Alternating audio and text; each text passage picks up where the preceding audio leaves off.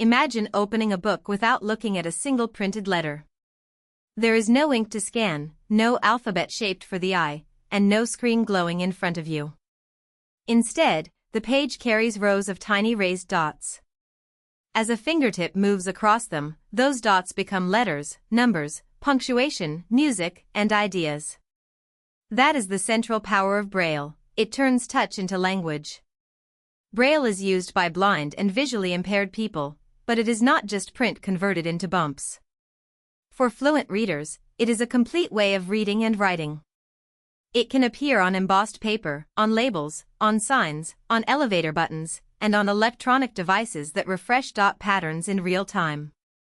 Braille is named after Louis Braille, a Frenchman who lost his sight after a childhood accident. In the early 1800s, blind students had very limited access to written information. Some reading systems used raised versions of ordinary printed letters, but those letters were designed for vision, not touch. They were large, slow to recognize, and difficult to produce in practical quantities. Louis Braille wanted something better. In 1824, when he was only 15, he developed a tactile code based on the French alphabet. His work was influenced by a military system called night writing, designed so soldiers could read messages silently in darkness. Braille simplified and transformed that idea into a practical literacy tool. The foundation of the system is the Braille cell. A standard cell has 6 possible dot positions arranged in 2 vertical columns of 3 dots. These positions are numbered from 1 to 6. A dot can either be raised or not raised, and different combinations create different symbols. One pattern may represent a letter. Another may represent punctuation. In the right context, a pattern can stand for a number, a contraction, or even a word. Including the blank space, the 6-dot cell allows 64 possible combinations. That may sound small, but it is enough to create a flexible writing system because meaning comes not only from the dots themselves, but from rules, context, and language-specific conventions. Braille works because it was designed around the strengths and limits of touch. Printed letters are full of curves, angles, and outlines that the eye can recognize almost instantly. Fingers process shape differently. A fingertip reads by moving across a surface and detecting compact patterns. If tactile letters were too large or too visually complex, reading would become slow and tiring. The Braille cell solves that problem by giving every symbol the same basic size and structure. The reader does not have to trace a long outline. They identify a compact arrangement of raised dots. With practice, the hand moves smoothly, and the brain begins to recognize patterns as language rather than as individual bumps. It is common to hear Braille described as a code, but for blind readers it functions as an independent writing system. That difference matters. Braille is not simply a decorative version of print with raised dots added afterward. It has its own patterns, abbreviations, formatting rules, and reading habits. Because written languages are different, Braille systems also vary from language to language. A dot pattern used in one language may not map in exactly the same way in another. Even within English Braille, there are levels. Uncontracted Braille represents words letter by letter, which is especially useful for beginners and exact spelling. Contracted Braille uses shortened forms to make reading faster and reduce space. The space-saving role of contracted Braille is especially important.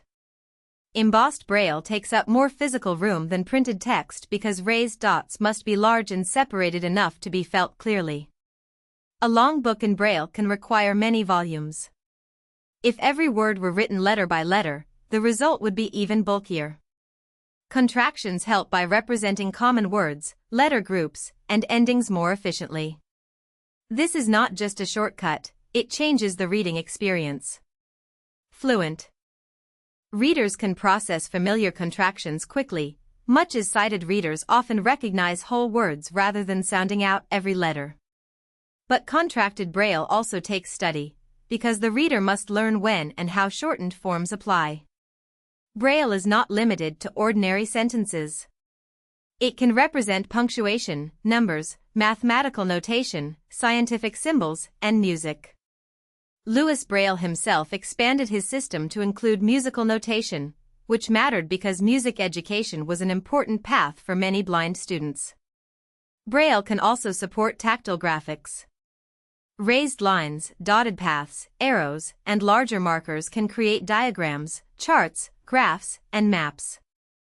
These are not experienced exactly like visual images, because touch explores information piece by piece. But they provide access to structure, relationships, and spatial information that spoken descriptions cannot always deliver clearly. Braille therefore supports more than reading words. It supports learning complex information. One fascinating feature of Braille is its almost digital logic. The second revision of the system, published in 1837, has been described as the first binary form of writing developed in the modern era.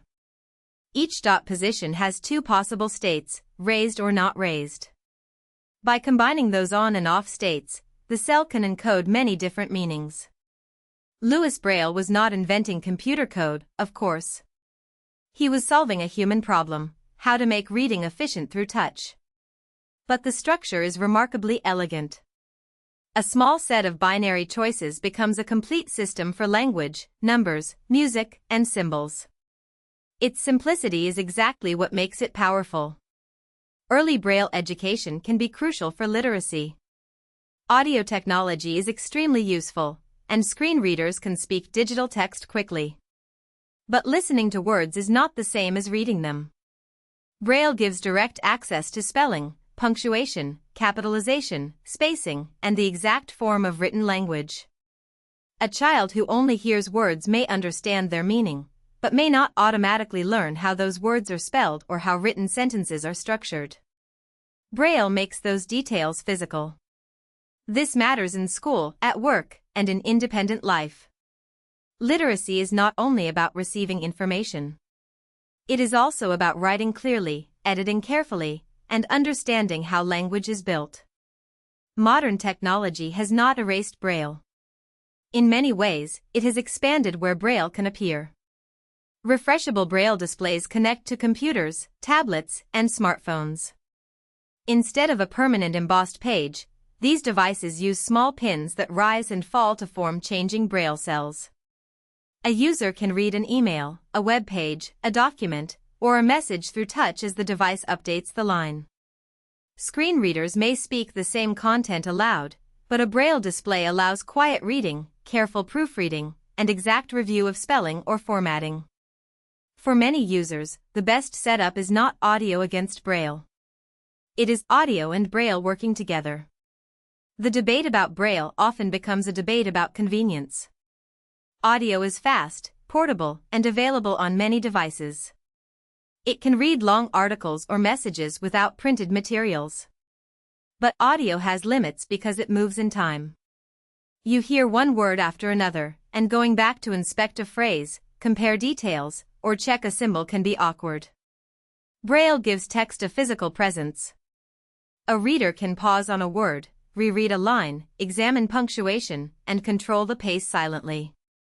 This tactile precision is especially valuable for proofreading, language learning, coding, mathematics, and music. Braille is not outdated simply because spoken technology exists. It serves a different purpose. Braille remains important because literacy is more than access to information. It is independence, privacy, education, and participation. A person reading Braille does not need someone else to read a label aloud. They do not have to play a private message through a speaker.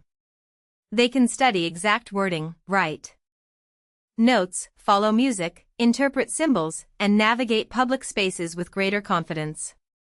The raised dots may look minimal, but they carry a powerful idea: written language should not belong only to the eye.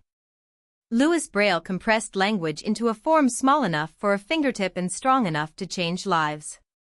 In a world of screens and voices, Braille proves that reading can also be felt. If you found this helpful, please like this video and subscribe for more explainers.